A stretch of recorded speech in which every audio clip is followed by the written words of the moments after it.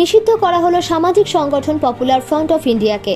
দেশজুড়ে popular front of India বা PFI এর বিভিন্ন অফিসে এক সপ্তাহের মধ্যে 2 দফা অভিযান এবং 240 জনেরও বেশি সদস্যকে গ্রেফতারের পর কেন্দ্রীয় সরকার মঙ্গলবার রাতে সন্ত্রাসী কার্যকলাপের অভিযোগে সংগঠনটিকে 5 বছরের জন্য নিষিদ্ধ করেছে। পিএফআই এবং তার সহযোগী সংগঠনগুলিকে বেআইনি ক্রিয়াকলাপ প্রতিরোধ আইন ইউএপিএ এর অধীনে একটি বেআইনি সংগঠন হিসেবে ঘোষণা করা হয়েছে।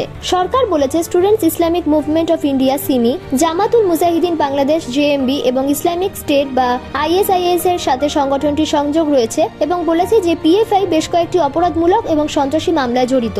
আরও বলা হয়, জনমনে সন্ত্রাসের রাজত্ব কায়েম করতে পিএফআই সদস্যরা অতীতে বেশ কিছু অপরাধমূলক কর্মকাণ্ড ও নৃশংস হত্যাকাণ্ড ঘটিয়েছে। স্বরাষ্ট্র মন্ত্রণালয় বলেছে, পিএফআই এর সহযোগিতায় দেশের অখণ্ডতা, সার্বভৌমত্ব ও নিরাপত্তার প্রতি ক্ষতিকর বেআইনি কর্ণাটক, গুজরাট ও উত্তরপ্রদেশ এই 3 রাজ্য এই সংগঠনকে নিষিদ্ধ করার সুপারিশ করেছে বলেও জানিয়েছে স্বরাষ্ট্র মন্ত্রক। পিএফআই ছাড়াও এর সঙ্গে যুক্ত সংগঠনগুলিকেও নিষিদ্ধ করা হয়েছে। এগুলি হলো Rehab India foundation, campus front of India, all India imam council, national confederation of human rights organisation, national women front, junior front, empowerment India foundation এবং রিহাভ ফাউন্ডেশন কেরালা।